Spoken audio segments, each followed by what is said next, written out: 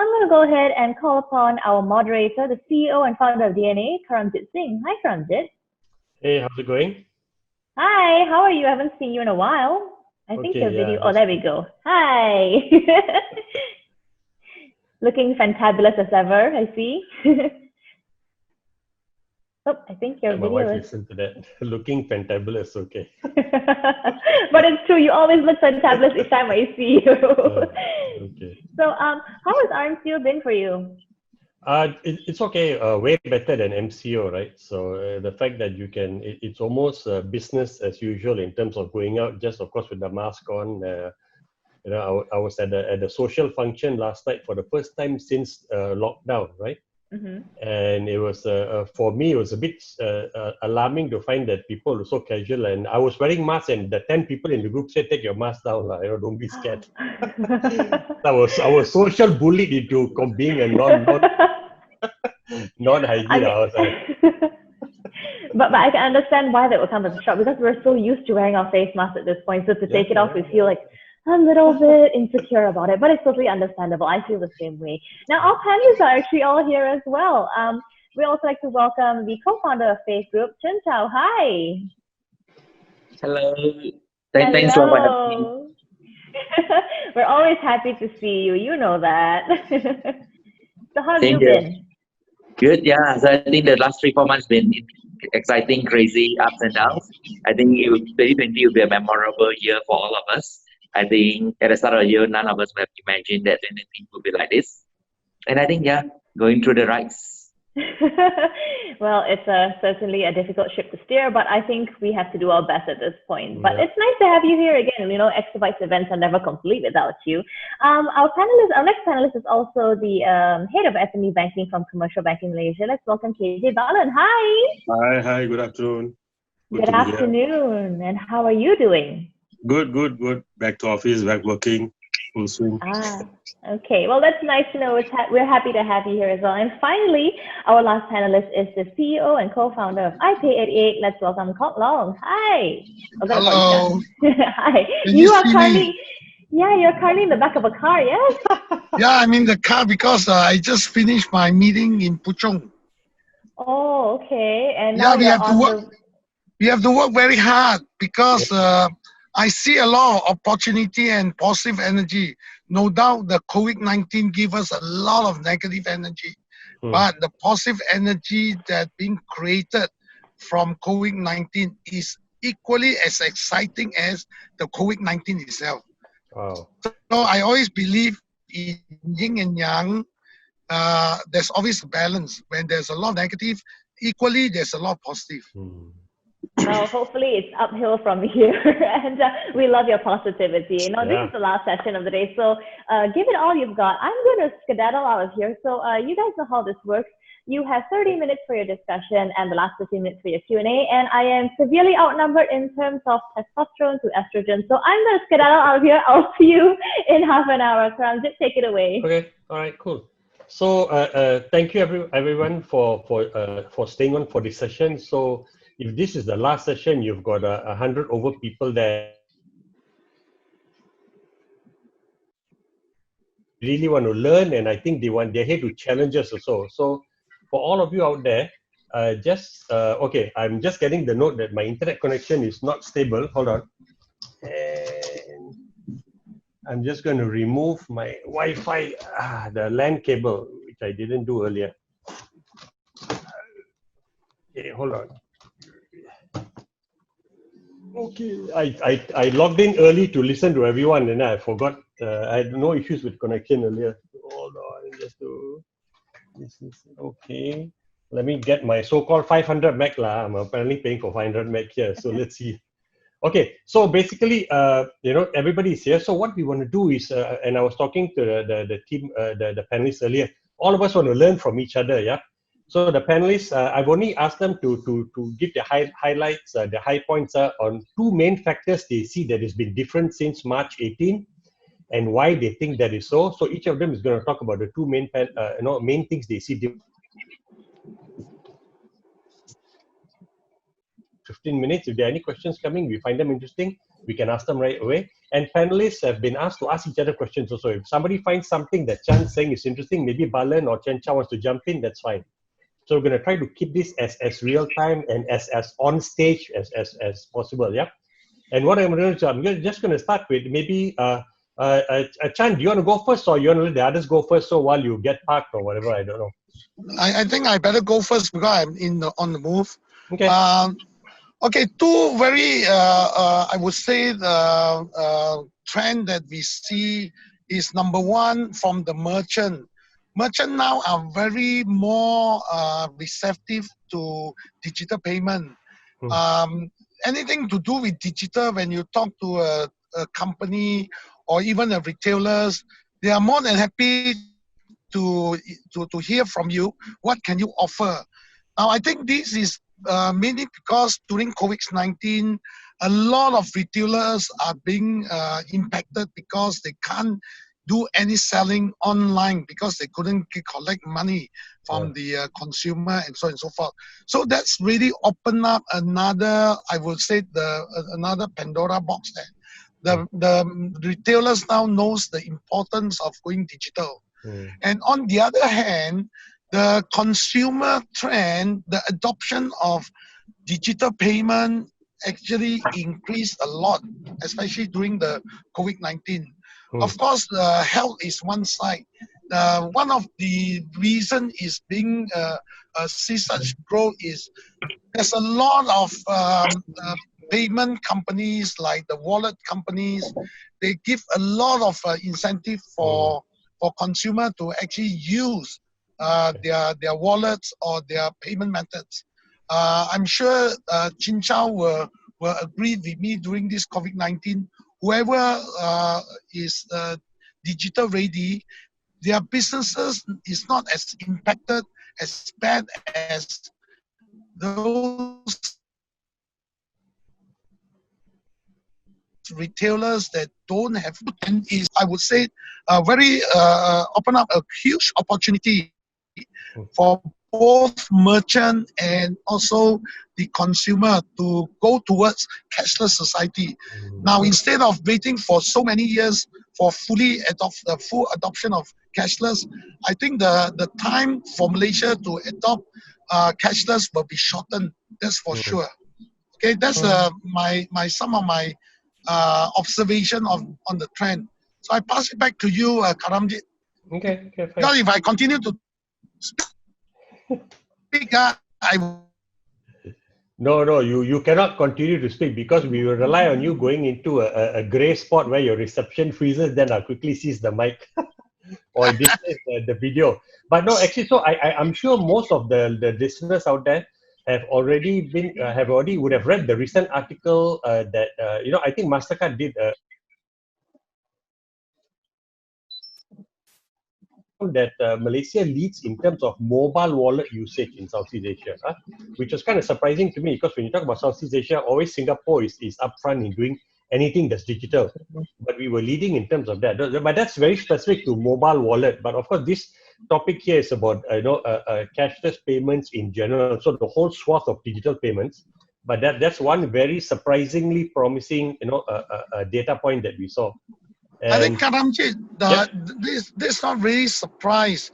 You look at Malaysia 2 years ago or 3 years ago, people like Boost Pay, Touch and Go Pay, and there are many other wallets already invested a lot of millions into educating the consumer, the benefit of using wallet. And it so happened this COVID-19 is straight away catapult the usage of wallet. Understood. So you're saying that the investment has been done already prior, and and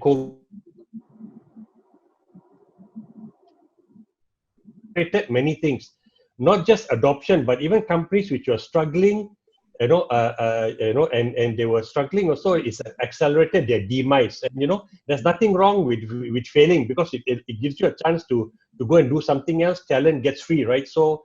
Having a business shutdown is no shame at all because everyone knows it's a super hard journey. Now with that, let's just move to Chen Chow first. Chen Chow,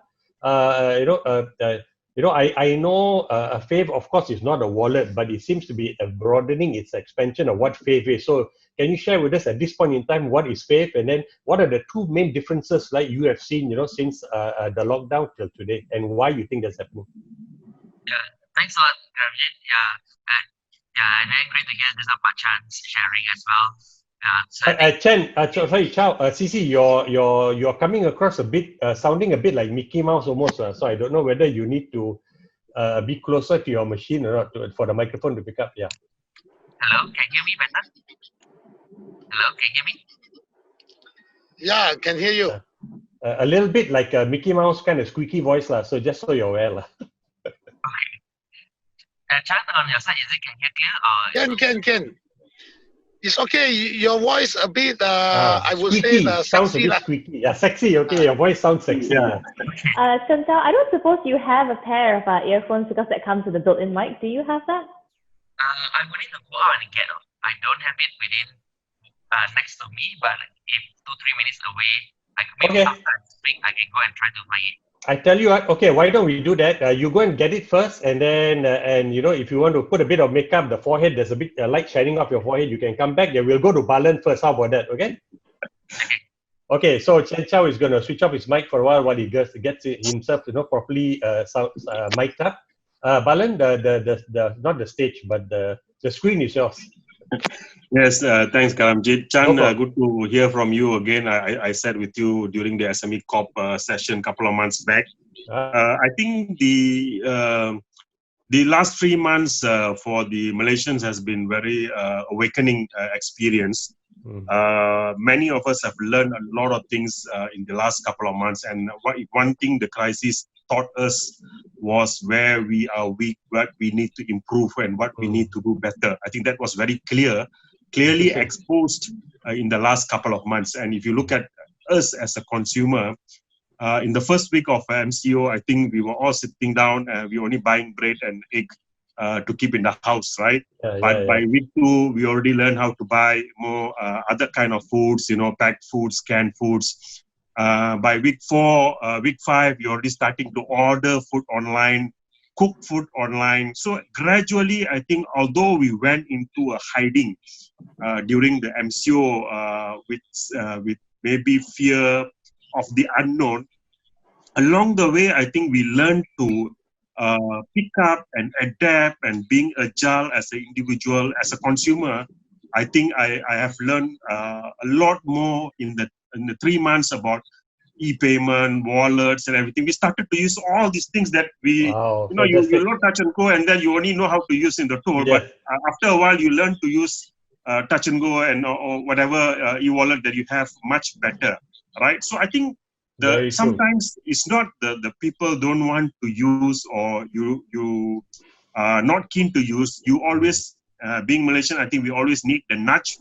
And this COVID to me was a really big nudge. So I think within a span of a month, if you read the article that was published in Star, I think you can see that a year ago, what was bought online by consumers are normally gadgets and fashion, cosmetics. But in the last 3 months, the whole purchase behavior changed to essential household goods. You can buy your groceries online.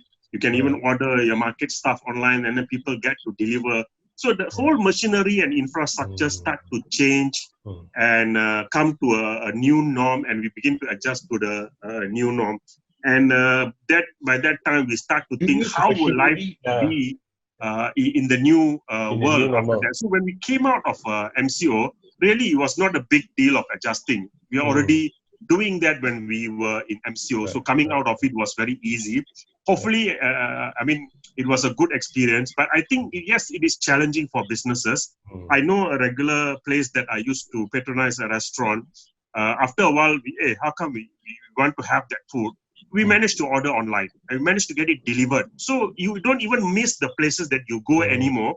In fact, you realize it after a while, it's much better. Why don't you buy at home and eat with the family? In fact, you get to spend more time. So the whole crisis has been very good. And last weekend, I was in Penang, for example. You can see a big bill, tapau dan balik makan. Buy back and eat. So people can change, and I think this crisis has driven people towards more. And if you look at McDonald's, KFC today, automatically they have the contactless payment option there, right? And people are already using that. And now starting to use it, yeah. Yeah, e-commerce has been booming. Huge trade beneficiary, yeah. Right? And a lot of businesses, I think it's a tipping point for the SMEs, you know. Now you know that you need it. Now you know that you actually can live with it. You can adapt with it. It's not such a big issue, and I think we are all being pushed to change the way we do things faster. And I thought from the perspective of cashless payment, wallets, and e-payments, it was a good nudge. The COVID was a good nudge, notwithstanding the impact that we had. I thought it was a good experience for the country as a whole. Correct. I think the word I was going to say was that Chen uses the word, and even Khairil also from Boost, they said that there's been a shift in the mindset. So everybody's mindset is now digital is part and parcel of life, you know. It's not something sexy anymore. So that's kind of cool. But getting back to you, Balan, the two things, can you share with us the main things you've seen base, SME customer base of all? And because this topic is the SME Digital Fest, right? How has your customer, what do you see different about your customers in the last few months? The two main things. So today when we have sessions about webinars about, we work with the exabytes and some of the e-commerce platform. When we have this session, you can see a lot of people are turning up. At least I want to listen. The willingness is there. Previously, the response would be, oh, this can wait, right? Today, let's go and hear it out. So there's also sign up. There are people already embracing the new model, the new e-commerce platform. People see the SMEs, the consumers see this as a need to have facility. I need to have this. And fashion, food, everything can be delivered online. So it changes the perspective where I can go to a store and see things, but I can choose to buy online. Right? So I think that changes among the consumer as an individual is very clear. As a business, to accept online orders, delivery, having that capabilities enabled in the business, I think it's also beginning to transform the SMEs more and more. And I can see, if you say 1 year, 2 years down the road, if I ask how much is your sales from online compared to 2019, maybe 2019 you have 2% online, 98% brick and mortar.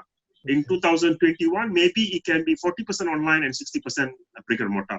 I think that is coming through, and we will see that. And as a bank, we are also working with partners like Exabyte and others to make sure that we, as a bank, we enable that for our customers to be able to go online. Apart from all the other services as a bank, it will be moving to digital. And recently, I think yesterday, BNM also issued a license on eKYC and remote opening of accounts. So everything will be moving to that direction. The industry will push it to that direction. The consumer will change in that direction. The businesses will adopt in that direction. I don't see this as a big challenge for the country. I strongly believe the SMEs will adapt and will persevere in this change.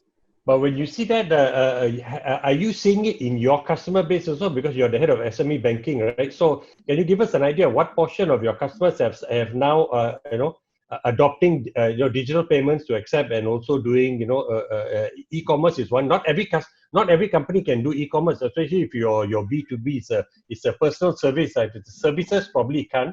But I'm wondering what ratio you see, and in your mind you may be thinking, hey, a lot more should be adopting, but they're not yet. So kind of curious about that. Again, it's a bit too early to say because we just came out of RMCO. People still are having thoughts about going to branches, crowded place. So we are enabling remote processes for the customers to sign up, online opening of accounts, online onboarding of e-commerce. I think it needs a bit of education and push, right? But what I can see very clearly is that there's no resentment towards going online. The willingness is already there. Almost all the customers that we engage, they are okay. They are ready to embrace. Now we got to make the process seamless, but make it easy. Because we're just starting, right? And I remember maybe 30, 40 years when we wanted to go to ATM, going online, we struggle. But Yes, after a yes, while, yes. it will become Part a and norm. parcel, So I yes. don't see a problem from the conversations, from the interaction that we had. All of them are very positive, very All, open wow, towards okay. doing e-commerce. The many questions are how, what's the Yes, cost, what's correct. in it for Yes. me, how do I do this? Because you need, you see, a lot of SMEs, I think they are having 1 or 2 staff in operations, Yeah, sometimes yeah. husband and wife running. Yeah, You're looking at your capacity to handle things now, correct. right? Karamjit, Once they get to know how to do this and it's easy, Hold on, automated Chan. fulfillment are there, then I think they will be moving. I see a strong growth path in this Okay. this direction. This session, okay. Chan, Chan, Karamjit, yeah, you were saying something before Chen yeah, Chow, you come on, okay. I want to add on, since there are so many SMEs here. Hmm. Now, this COVID-19 is not just consumers' behavior change in Malaysia. It's actually the global consumer behavior change. Yeah. Now, to me, this is once in a lifetime opportunity. Now, SME should think of a way reach beyond Malaysian domestic market. You should look beyond, and the global market can be yours anytime. And this consumer switch is once in a lifetime. I think this is an opportunity once in a lifetime. That's all. Okay, interesting. Very And interesting. Chan is right there in the sense that as the consumer embraced to be online and e-commerce, they also will realize that, look, today a customer from Singapore, Thailand, or Indonesia can buy my product. Yeah. Previously, you're only here, right? So that opens up the perspective, and you can work with. We also have logistic partners Oh, yeah. who are, and the fulfillment of all that in the e-commerce system, right? And the payment is already there. So you will realize. I think the challenge is for us to try it out first time. Once you do 3-4 times, I think it will be Balan. yeah. Hold on. I wanted Chan to mute his mic. Okay, sorry, carry on. Otherwise, it's disrupting. Yeah. So once they get used to it, I think they will realize there's a lot more positives in going through e-commerce and online, this digital mode, which a lot of opportunity for them to go regional. For that matter, ASEAN is about 600 million population. Of course, you don't want to go straight to global because you do not know. But ASEAN is a big market. 600 million population. There's a huge purchasing power there. And today, with the global situation like this, you need to think regional, global in your view. And you have brandings and whatnot. Your product can actually go beyond Malaysian model. Sure, absolutely true. So, Chen Chow, is the screen is yours now. You're all ready for us. Okay, yeah. Hopefully, I don't sound as yes, much better. Chen Chow. That's good. Yeah, good to hear that. Yeah. So I think great to hear. I think what Chan as well as Balan has shared. I think quite a lot of things. I think quite resonate, right? So I think one of the things that I think has happened is that I think the pace of digitalization has completely shifted. I'm sure you all saw in WhatsApp or in social media, people were asking, who is the biggest contributor of digitalization, right? CEO, CIO, CTO. It's also C, but it's a COVID, right? So I think that shifted, right? Let's say for example, prior to COVID, we have been pushing for e-signature for a long time for our contracts and everything. Back then, the compliance rate was maybe 50%. During MCO, it's 100%. Right? Because everyone will go in, right? Because you don't sign, you can't go out, you can't do anything. So basically, everything moved in. So I think so I think what we see is a lot of the speed up the pace of digitalization, because our company mission is actually help offline businesses digitize. So digitalization fits in exactly. And I know, Karamjit, just now you talk about e-wallet.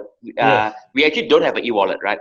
So Fave Pay is not an e-wallet. Basically, e-wallet, you need to top up money inside. So like Post, you need to put that money, everything. Fave actually is not. So we are cashless, contactless, but we're not e-wallet. Basically, we interface with e-wallet. So basically, you can use Post inside Fave. You can use GrabPay inside Fave in Singapore. So basically, we connect through. We use the same QR solutions, which are most of e-wallets. Yeah, so I think that's sort of where we interact. But I think that talking about the trends that we see during COVID is that I think one thing is that during COVID lockdown, we see more than 3 times growth in new merchants coming on board. Right. Wow, so basically 300%, fantastic. Yeah, so the number of businesses that come on board, because a lot of time back then businesses, I'm sure you see some restaurant that put cash only. Right? And then if you go there, they'll tell you machine rosa and all those kind of thing, right? Correct. Right? But during MCO, if you say that machine is spoiled or anything, customer will go to next shop, right? Because there are more people reduce the frequency they go to ATM. Right? I haven't gone to ATM since March. Right? Wow. It's because digital, right? Because I Yes, think yes. that people back then cash is king, but now cash may have virus. So people were scared, right? Yeah. So you think twice when someone passes me money, right? So I think there's sort of a shift, right? So I think getting the businesses to go on digital testing, trial, and adopting. And I think on the consumer front as well, I think that they are also observing. I think there are two types of consumer, right? Okay. So I think there's one type that, let's say on May 4th, when it first opened, the type that is like, okay, not scared of the IF or anything, they just go out, right? They're more open tolerant. So that group that they don't mind to touch physical menu, they don't mind a bit more open, right? And then there's another group that now only during this phase gradually coming up because they're afraid of like whether it's safety, whether would there be virus around or not. And I think this second group that I'm talking about, a lot of them mainly they have small kids at home or they have elderly at home.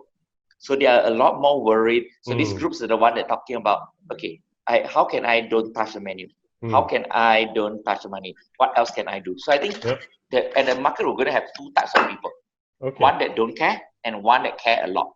And I think as a dealing with a lot of restaurant owners, of SME owners, is how to ensure that their business catering to both types, right? Both parts. Where ensure that because the first few days of CMCO, when they open up, when they try to do all digitalization, some people is like, no, I don't want to use technology, I go out, next shop, right?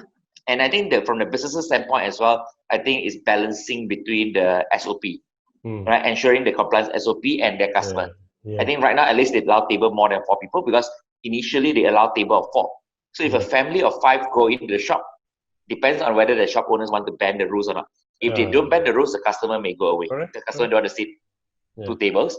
If they bend the rule, they run the risk of getting a compound. So I think we see a lot of this. But I think one thing this COVID has all taught us, whether consumer, merchants, and businesses, everything is that we are great at adapting. Think of how many things that we have adapted in the last 3-4 months, right? If 4-5 months ago we said, let's do session like this, purely video, right? Maybe not many of us would do it. But I think in the last 3.5 months, we have done more webinar than our whole life. Whole life combined. Yeah, absolutely. Absolutely. Okay. So that's... Yeah, that's yeah. Okay. Anything else? Yeah, that's what I have on here, but feel free to add on anything, questions or comment. Okay. No, when you said you had a 3x increase in merchants, onboarding merchants, right? So this was, of course, your pipeline, and then they suddenly decided that they wanted to be onboarded, right? And go digital. And typically, did you start, what do you start with them when they're going digital in the Fave case? What are you doing for them exactly, the first 1 step or the first 2 steps? Yeah, so I think some of them are pipeline, some of them are not even in pipeline. They heard about it, right? So I think for those businesses that come in on Fave, they can go to favebiz.com, favebiz.com, or Favebiz app, right? So basically, today, let's say right now, during this call, you can download Favebiz, you register. 5 minutes later, your friends can pay you already. The customer can pay you already. Wow, 5 minutes later, fantastic. Yeah, it's within minutes. So the way we do is that you can register, you can go all the way through, you can already start collecting money. And then for you to withdraw money, then you need to submit the bank statements, your registration and everything. But you can already start collecting, and then you have next couple of days to fulfill all the documentation. Okay. Wow. So it's sort of building a 2 steps, right? Yeah. I mean, was there any fear from the consumers in adopting this? Did they say they are worried that I mean, that those days when we go online, customers say, "Hi, I scared my money will be lost." Is there did you see any of such fear or feelings raised by the SMEs, especially when you sign up for merchants? I think good question. I think the last couple of years, I think there are more, but I think that it has actually significantly reduced. And I think a lot of it is actually their peer groups. So let's take housewife or more or elderly. It's harder for them to get adopt. But once they get adopt, they actually go show off to all their friends. Right? So I have enough people that their parents or their neighbors that was like, oh, I know how to use. Because for a lot of those people who are not digital native, knowing how to use an app, and it may not be even Fave, it can be any other app. Comfortable of using one app give them confidence to use the second app, third app, fourth app. Confidence to pay first time on digital, enable them to use the second time, third time. So I think a lot of that is that. So I think on the consumer side, I think the push is easier. The businesses side, I think earlier a lot of the older generation, especially family business, they were more worried. And I think that a lot of them is their children, their younger folks that say, let's do it. Their parents that say, okay, I have been running this business for 30, 40 years. I don't need this. So I think that now a lot more push and a lot more open up. I think that today, if you go to a mall, very rare you see a place with no digital option. That's true. Very true. Okay. It's kind of interesting. So obviously, I mean, everybody already knows. So we are not hearing anything new or anything unusual in the sense that COVID has been the great accelerator, and people have found surprisingly it's been easier than we expected to adopt, right? Like Balan was saying.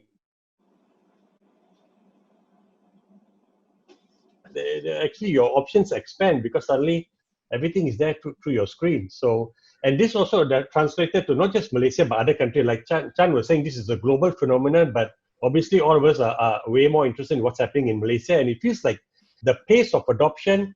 To me, if there was an average, I think Malaysia would be in the top 25% globally of adapting now because of the COVID trigger. And we were already there even before that, right, Chan? So the pace at which we are now adapting, or it is faster, but it's maybe not a surprise. And I think if like World Economic Forum or somebody did a survey in December, right, of how fast companies move the needle in terms of digital payments or becoming a digital economy, I'm pretty sure Malaysia will rank in the top 25 nations in the world even, and we're already there in many rankings. So it's not really a surprise in that sense. Look at the MasterCard survey with wallets and what you all are seeing now. I think, Karamjit, I can add on that. Now, true enough, Malaysia adoption compared to our peers in ASEAN, I would say you're right, we are the top 25%. The reason is very obvious. Number one, Malaysia being chosen by the two Chinese giants, Tencent as well as Alibaba, to use Malaysia as a hub for their digital objective and vision. Jack Ma wanted to use Malaysia to be the hub for their Taobao and all this. And obviously, we see the success of wallet being implemented by Alibaba and Tencent, both WeChat Pay and Alipay in China. And because of that, 3 years ago, we have our local giant, people like Boost Pay, people like Touch and Go Pay. Then now we have people like Grab Pay, even Fave is coming with their Fave Pay and all these things. Now that tells a lot of the adoptions. Now you don't think that the adoption is within months or 1 or 2 years, because you're changing the behavior of people pay somebody for a service or for products. So to a lot of consumer, to me, adoption within 3 to 5 years have more than 50 to 60% adoption. That means the country is doing great in terms of moving towards cashless society.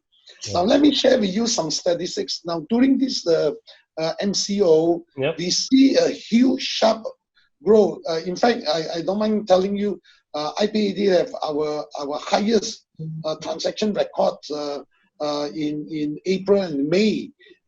We are looking at month to month more than 20% growth from March to April to May. Now, and this growth is not from credit card. It's actually from the e-wallet as well as the FPX, the internet banking. Correct. Now, not many people have internet banking, especially foreigners who work in Malaysia. Okay. So the best option for them to still transact online or still buy food, they need to buy food or buy something during the MCO. So wallet is the option, I would say. And I can safely say, wallet is the only option. Wow. And that actually helped them to actually make all the merchants to open up their minds that adopting e-payment is a must. And immediately the RMCO, we start to see a lot of inquiry, not just only hawker stores or SME, even corporation and also multinational. They have no choice but embracing digitalization is part of their vision now. Yep. Wow, interesting. All round. I mean, and I think Balan, I want to pick up on what you were saying. It struck me. You said that now your SME customer of adopting going e-commerce or adopting digital payments or so.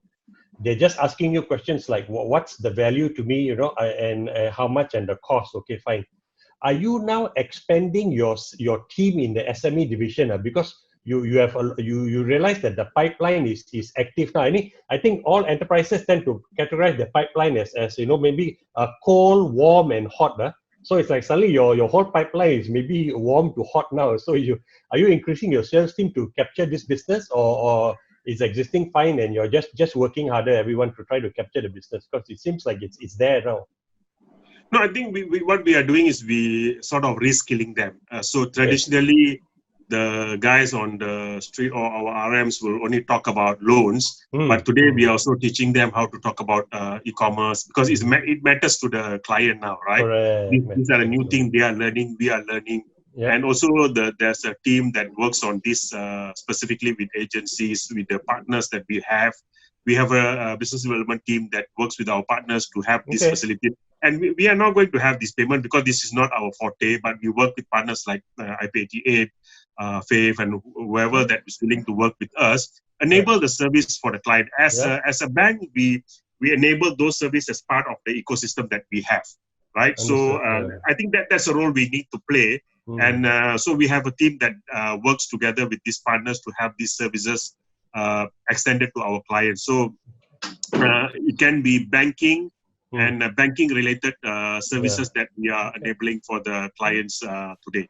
Understood. So it's a kind of interesting. So you mentioned both Fave and IP88. For the audience that may not know, both Fave and IP88 are regional champions, leaders. So IP88 had NTT come in 4 years ago, recognizing, hey, we need to be a piece of this company's business. So they're doing Malaysia proud as they're expanding into the region and going deeper and deeper. So that's just a bit of a spontaneous,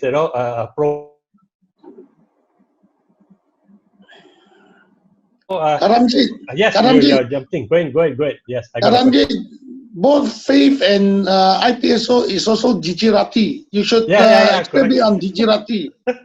Okay, hey, we've got a long question here. Okay, let me get to it now. So this is from YE Lim, and he's right, or he or she. So sorry, there's a lot of initiatives to help SMEs, but it says that bigger organizations, some of them are still adopting traditional methods, Excel tracking, right, on collection payments and minimal e-wallet. So how's this adoption for larger organizations can be flexible with new wallets coming in? And I think one of you mentioned even MNCs. Chen, you mentioned, right, that even large companies are looking. Let me share with you what's happening. We work with many solution providers. In fact, now, just give you an example, we work with Casio. Casio is one of the largest producer of all these cash register. Okay. Even cash register manufacturers like Casio, they are also evolving and innovating their products, not just a dummy cash register. They will put some intelligence into the cash register where it is connected to internet. It has some QR code readers. So what I'm trying to say is, yes, in older days, SME, they're still doing a lot of manual, but the technology now is very affordable. A lot of solution it's like plug and play. And most of all these solution players, they work with payment company like me and like IP88, and we enable the payment. Payment is only just part of the entire ecosystem.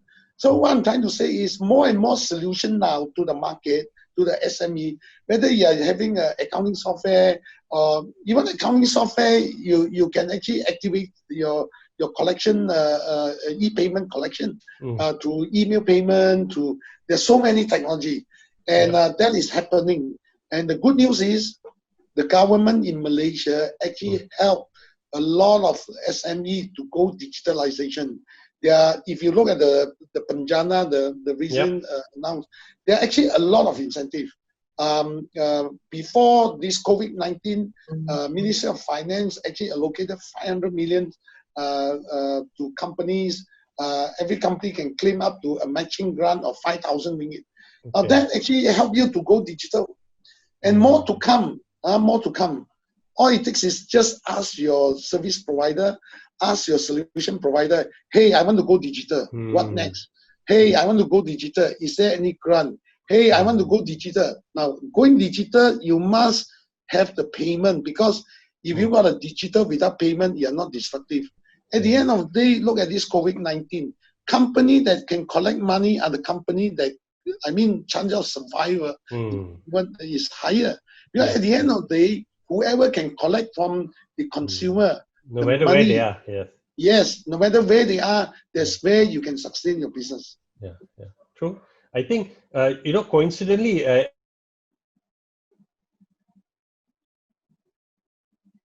the benefits that the government has announced for you all, speak to a service provider you have, or if you don't, because you're on this call with Exabytes, you can ask Exabytes. And, one very large company, the CEO, I happened to ask him, hey, are you taking part in the Penjana, the what shop online Malaysia that's coming up, right, in August, the 70 million ringgit that the government has given as a matching benefit. And the CEO didn't know about it. He's asking me, hey, how do I apply?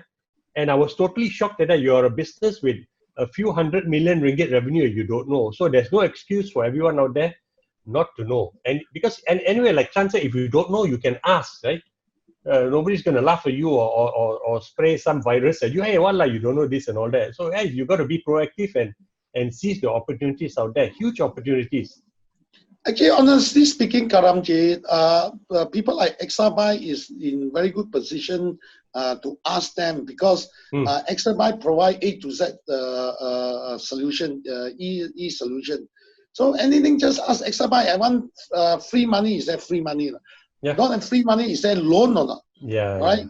So at the end of the day, because Exabyte actually works with a lot of partners, IPAD work closely with Exabyte as well. We work with Exabyte to reach the SME.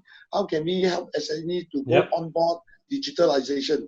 So ask, get Exabyte people. True.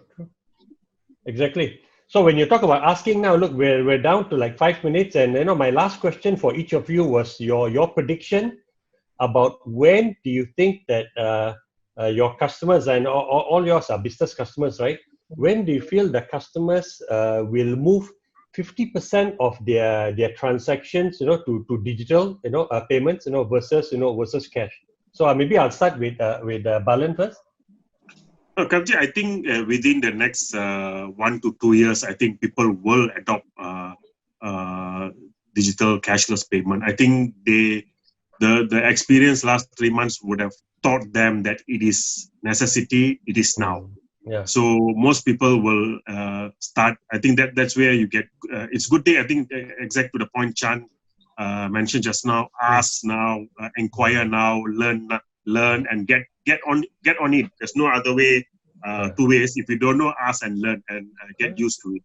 I think the experience will get them through this, and we see huge and tremendous growth in next 12 to 18 months. Maximum, I say by end of next year, we will see at least 50% should be having at least an online e-commerce store to cater for those clients who are, because that's the new norm, right? I might not want to go to your shop, but I might want to buy your goods, right? So I think that you have to enable if you want to reach the wider market. And that also give them the opportunity to go regional, at least. Even for that matter, you can sell the whole Malaysia. Right? Instead of being just a local service provider. Yes, working for walk-in traffic or your customers in the same neighborhood where you're at. Okay. So it's good. I think that's the change will be tremendous, and I think there will be good take-up. So again, Chen Chow, let me go to you, CC. When do you think that at least 50% of your customer base will be transacting, their financial transaction will be, at least 50% will be digital? Actually, I would say that those that inside the malls, especially, I think a lot of them are already more than 50%. And actually, if you go, okay. actually you take example, especially in a big urban city, right? So let's say you take Kyochon owner actually went 100% digital. So he only take credit cards, FavePay and GrabPay, right? So 100% digital, right? So, and I think we started seeing more and more that starting to go on that path, right? So I think he's definitely seeing it. Let's say like, I know in Bangsa South, I think most eateries here would have gone way beyond 50%, right? So because I think in the end it's building a concentration habit, right? So if that area has a lot of these payment options, and white collar workers, yeah, you don't bring your wallet to lunch, right? So then Yeah. you basically go to places that have it. So I think that's definitely one. And I think just now we talk about Penjana as well. So I think Fave is one of the 10 partners with Penjana, with MOF, MDEC as well. The current one, yes. Okay. Yeah, so if your revenue is below 20 million ringgit, you can come on board FavePay, and basically for every percentage of cashback you give, Fave and Penjana will match the cashback. So if you give 10%, we will top up another 10%. If you give 20%, you top up 20%. Okay. Yeah, so basically your customer will get a matching for July to September. So I think this one was just launched yesterday afternoon with MF and MDEC. So I think that would be one of the things. I think the more details will come in the next couple of days, but feel free to just go to FavePay and let us know. So I think this is applicable for those revenue below 20 million ringgit. Okay. Now, just to give a timeline, because Balan gave a timeline, I'm going to ask Chen also, right? So when do you think at least 50% of because for you it's SMEs will start would have moved to digital transactions? Is it 5 years from now, as aggressive as Balan was thinking? 18 months from now. I think if you are talking about the whole country, I would say the adoption of digital payment 50%, it will take around 3 to 5 years. Now, these 3 to 5 years can be shortened. It depends on how aggressive the player in the ecosystem. For example, how aggressive the credit card players. I'm sure even Visa, Master, all these, they see the potential of cashless, right? And credit card is one of the way of being cashless. And at the same time, wallet. And also, don't forget, part of the transaction is come from FPX Paynet.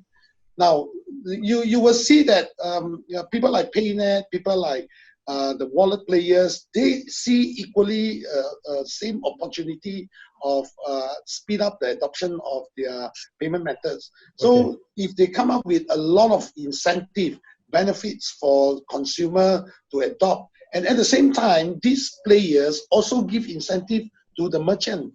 People like Fave, I think they have been helping merchant a lot. So if all these marketing efforts, you put it in, and more aggressively from now until 2 years from now, I think the 50% can cut short as 1 to 2 years, rather than 3 to 5 years. It can be one. So you take average. I'm confident to say that within 2 years to 3 years, you might achieve the 50%. Okay, which is kind of interesting because that's what Balan was saying. Balan was going 18, a year to 18 months. So Balan is being even more aggressive than you, man. Sounds like the CIMB is like a digital bank already, Balan. Now, Karamjit, let me tell you straight. Before COVID-19, I will put my last dollar for like minimum 5 years.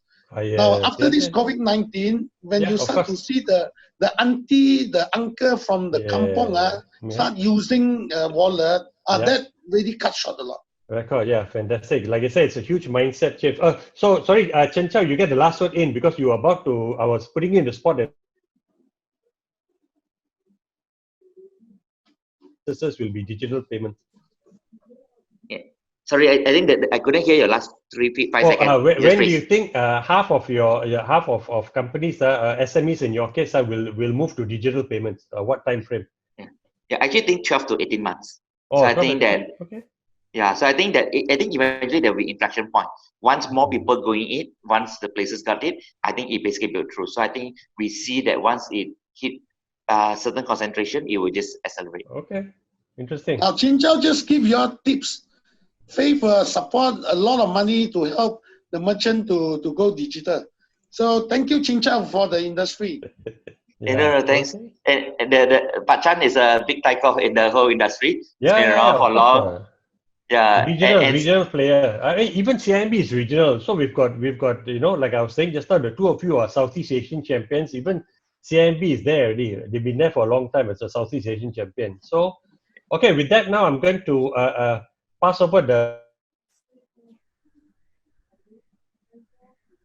for all of you for participating. And although we only got one question in between, I think we are asking each other a lot of questions also.